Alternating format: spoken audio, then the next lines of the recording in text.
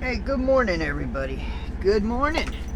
And we're gonna make a video about something that I think could be very educational for the new guys out there that are getting into our trucking industry. And I see it all the time going up and down the road. Drivers get in such a big hurry that they're tailgating other drivers. They're tailgating the four-wheelers. And when we come to the construction zones, it's unbelievable just how many drivers push that envelope when they're speeding through a construction zone, because they think that's the only way they can get their load delivered. Come on, guys, it's about safety.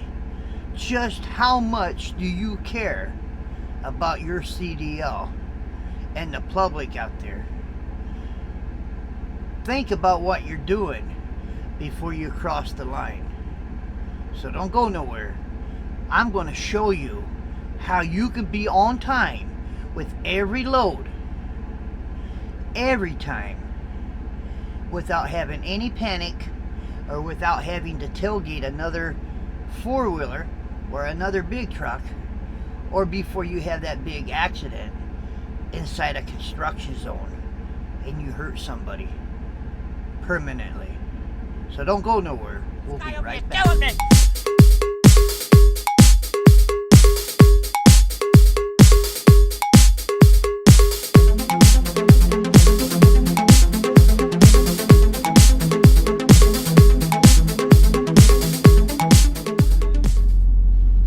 Every load starts with a pre-plan. So I'm going to show you exactly what you have to do to know that you can be on time. Alright, now this is my load that I'm on right now. That is called a proposed next load. 5249721. Okay, miles to location 195 miles. Pickup, customer, name of customer, right there. State of New York. Pickup time is 1300, 620. Okay. Alright, now the first thing I gotta ask myself, can I actually go pick this load up? Okay, well, this is how we do that. We go to, where did I deliver to? Now, if you remember, I delivered at the Walmart. Johnstown, New York. That's where I had to deliver that load.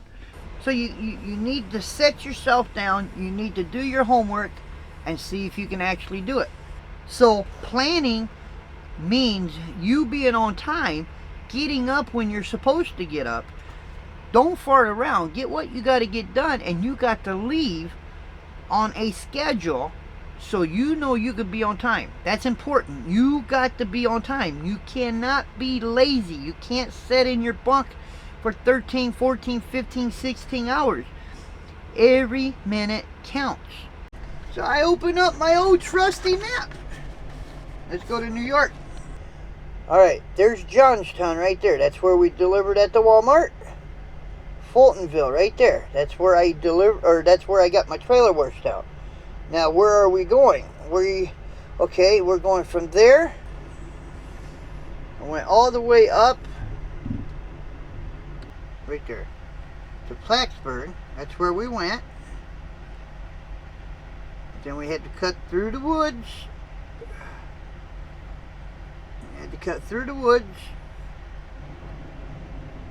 And right there is where we went. I went up through the woods. I went up through here. Remember Sarasota? And then I took 87 and went straight up. That's how I went.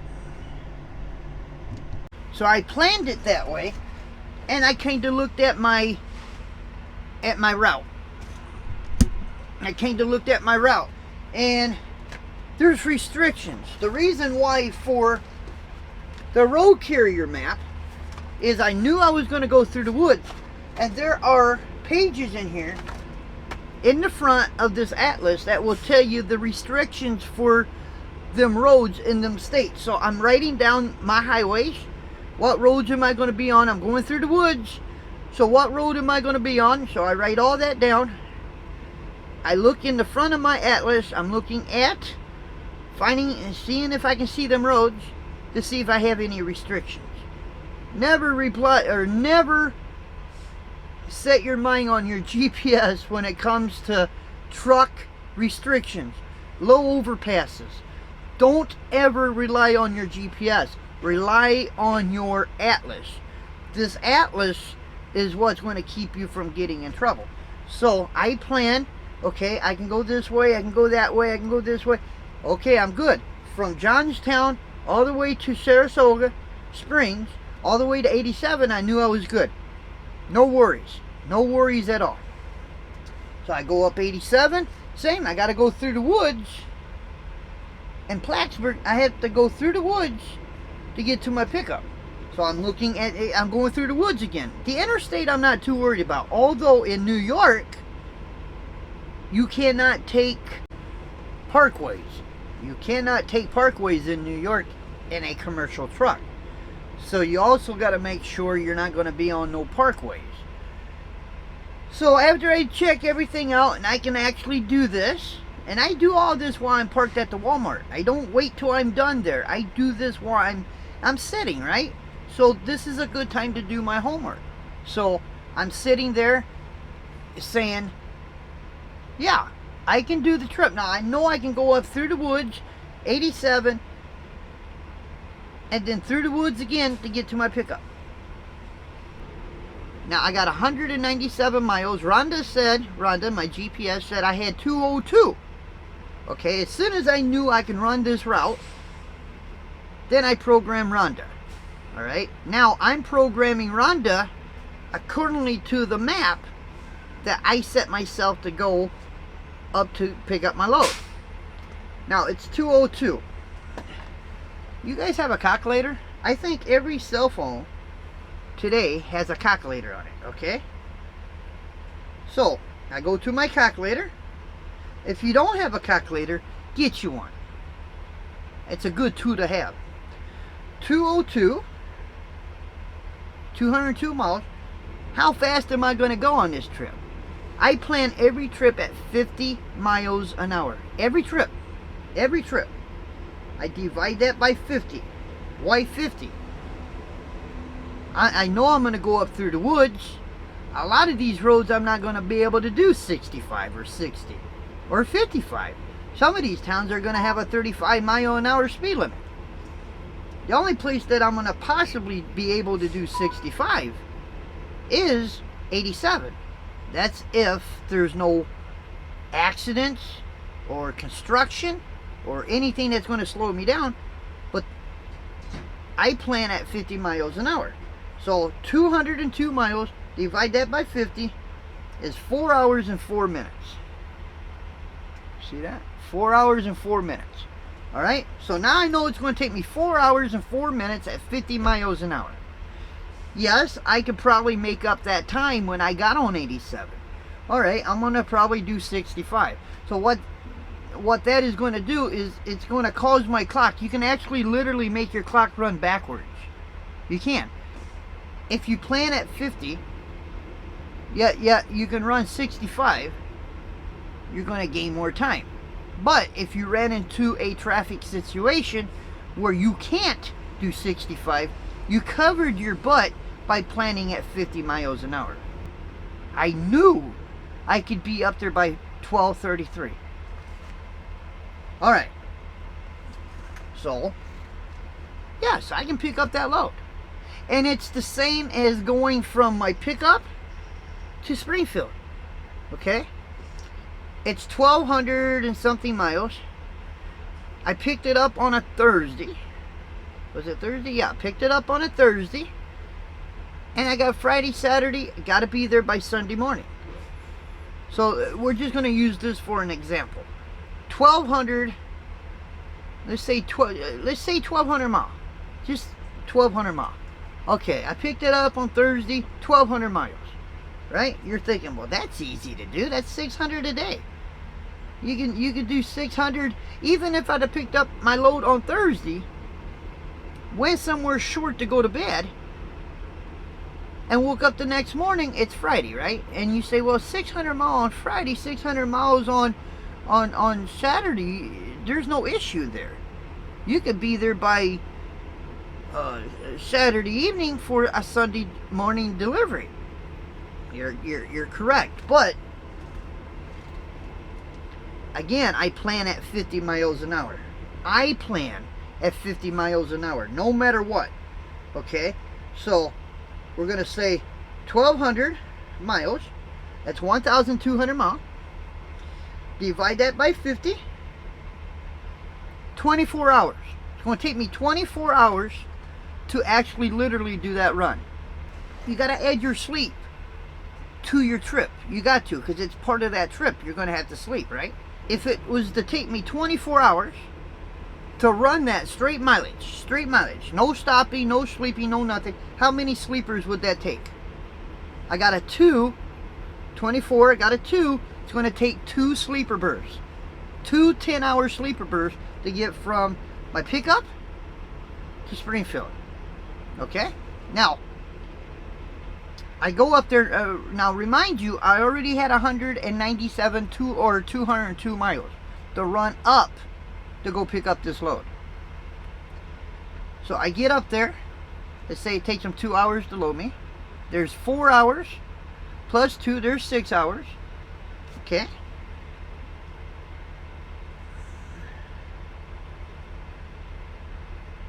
Leaves me 8 hours to do. Okay. Now, if it took me 4 hours to get up there, how many hours does that leave me to drive? Well, you take your 11 minus 4, 7 hours to drive.